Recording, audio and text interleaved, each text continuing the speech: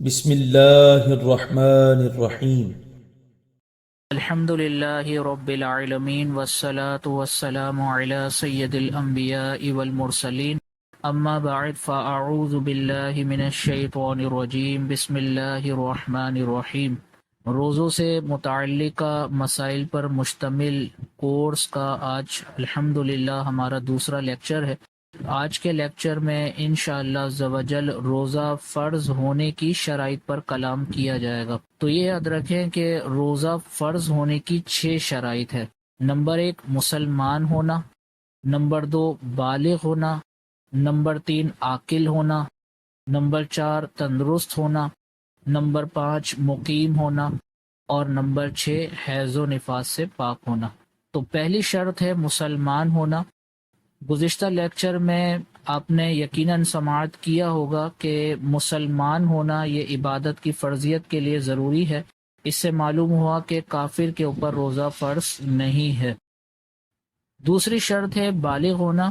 اس سے معلوم ہوا کہ نابالغ بچے یا نابالغہ بچی کے اوپر روزہ فرض نہیں ہے۔ بلوغت کی عمر سماعت فرما لیجئے۔ لڑکے میں بلوغت کی عمر 12 سے 15 سال ہے اور لڑکی میں بلوغت کی عمر 9 سے 15 سال ہے۔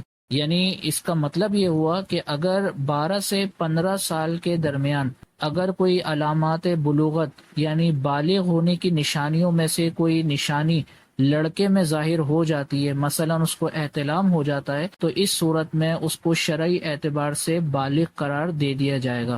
بالفرض اگر اس 12 سے 15 سال کی مدت کے دوران کوئی علامت ظاہر نہیں ہوئی تو 15 سال کی عمر کو پہنچتے ہی بچے کو بالغ قرار دے دیا جائے گا۔ اسی طرح بچی کی بلوغت کی عمر 9 سے 15 سال ہے، لہٰذا 9 سے 15 سال کے درمیان اگر کوئی علامات بلوغت میں سے کوئی علامت بچی پر ظاہر ہو جاتی ہے تو اس کو شرعی اعتبار سے بالغہ قرار دے دیا جائے گا۔ مثلا اس کو حیض آ جاتا ہے یا اس کا نکاح ہو گیا اور حمل ٹھہر گیا تو اس صورت میں اس کو بالغہ قرار دے دیا جائے گا۔ یہاں پر بھی یہ بات یاد رکھی جائے کہ اگر 9 سے 15 سال کے درمیان بچی میں کوئی بھی بلوغت کے آثار ظاہر نہیں ہوتے، یعنی نہ اس کو حیض آیا نہ حمل وغیرہ کا معاملہ ہوا، تو اس صورت میں 15 سال کی عمر تک پہنچتے ہی اس کو بھی بالغہ قرار دے دیا جائے گا۔ اس سے یہ معلوم ہوا کہ اختتامی جو مدت ہے بلوغت کی وہ دونوں میں سیم ہے، یعنی 15 سال، لیکن ابتدائی مدت میں فرق ہے اور وہ لڑکے کے لیے 12 سال ہے اور لڑکی کے لیے 9 سال ہے۔ اب یہاں پر ضمناً یہ بات یاد رکھیے گا کہ نابالغ بچے یا نابالغ بچی کے اوپر روزہ فرض نہیں ہے۔ تو فرض نہ ہونے کا مطلب یہ نہیں ہے کہ اس کو رکھوایا ہی نہیں جا سکتا۔ بہت اچھی بات ہے کہ بچے کو روزہ رکھوایا جائے تاکہ روزے جیسی اس عظیم عبادت کو کرنے کی عادت اس میں پیدا ہو، کیونکہ حضور علیہ الصلوۃ والسلام نے نماز کے سلسلے میں ایک حدیث مبارکہ ارشاد فرمائی کہ جب بچہ 7 سال کا ہو جائے تو اسے نماز پڑھنے کا حکم دو، اور جب 10 سال کا ہو جائے تو اسے مار کر نماز پڑھاؤ۔ تو ابھی آپ نے سنا کہ بلوغت کی عمر بچے کے لیے 12 سے 15 سال ہے، جبکہ نبی کریم علیہ الصلوۃ والسلام بالغ ہونے سے پہلے ہی سختی کرنے کا حکم ارشاد فرما رہے ہیں۔ تو یقیناً یہ سختی اس وجہ سے ہے کہ بچے کے اندر اگر اس عبادت کو کرنے کی عادت پیدا ہوگی تو بالغ ہونے کے بعد اس عبادت کو وہ اچھے طریقے سے کر سکے گا۔ لیکن اس کے لیے بچے کو زور زبردستی فورس وغیرہ نہ کیا جائے، پیار و محبت اور حکمت عملی کے ساتھ اس عبادت کی عادت ڈالی جائے۔ اور اس میں عام طور پہ ہمارے یہاں جو عرف میں رائج ہے کہ آدھے دن کا جو روزہ رکھوایا جاتا ہے، تو اگرچہ شرعی اعتبار سے اس کو روزہ تو نہیں کہا جائے گا، لیکن یہ کروانا بھی اس لیے بہتر ہے کہ بچے میں بھوک برداشت کرنے کی عادت پیدا ہوگی، لہٰذا بچے یا بچی کو روزہ رکھوانے کی عادت اس طرح ڈلوائی جا سکتی ہے۔ تیسری شرط ہے عاقل ہونا۔ تو جتنی بھی اسلام کے اندر عبادات ہے ان میں عقل کو ایک بنیادی حیثیت حاصل ہے، اور تقریباً تمام ہی عبادات میں عاقل ہونے کی شرط کو بیان کیا گیا ہے۔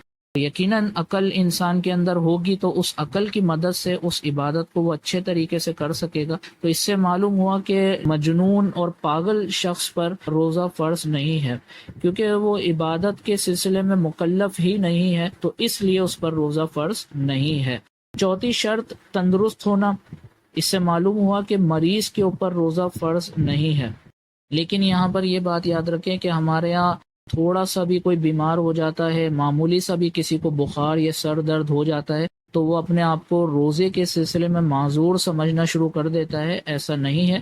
انشاءاللہ عز و جل اس شرط کی ڈیٹیل یعنی مریض کے حوالے سے جو تفصیلات ہیں وہ آگے لیکچرز میں بیان کی جائیں گی، لیکن یہاں بس اتنا یاد رکھا جائے کہ مریض وہی مریض معتبر ہے جس کو شریعت نے کہا ہو کہ یہ مرض ایسا ہے کہ جس میں اس کو روزہ چھوڑنے کی اجازت ہے۔ پانچویں شرط ہے مقیم ہونا، لہذا معلوم ہوا کہ مسافر کے اوپر روزہ فرض نہیں ہے۔ تو یہاں پر ہم مختصراً صرف شرائط پڑھ رہے ہیں، انشاءاللہ ان کی ڈیٹیلز، ان کی تفصیلات اگلے لیکچرز میں آئیں گی اور اس مقام پر آئیں گی کہ جہاں پر روزہ چھوڑنے کے اعذار بیان کیے جائیں گے۔ یہ بات بیان کی جائے گی کہ وہ کون سے لوگ ہیں کہ جن کو شریعت رمضان المبارک کا روزہ چھوڑنے کی اجازت دیتی ہے، تو وہاں پر انشاءاللہ عز و جل اس چیز پر کلام کیا جائے گا تفصیل کے ساتھ، اس لیے اس مقام پر مختصر کلام کیا جا رہا ہے۔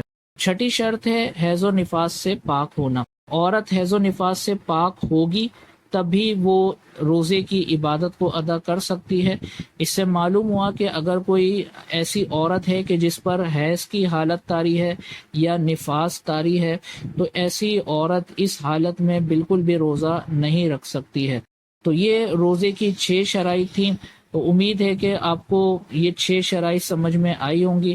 اللہ تبارک و تعالیٰ سے دعا ہے کہ اللہ تبارک و تعالیٰ ہمارے اذہان کو ان مسائل کے سمجھنے کے سلسلے میں مضبوطی عطا فرمائے۔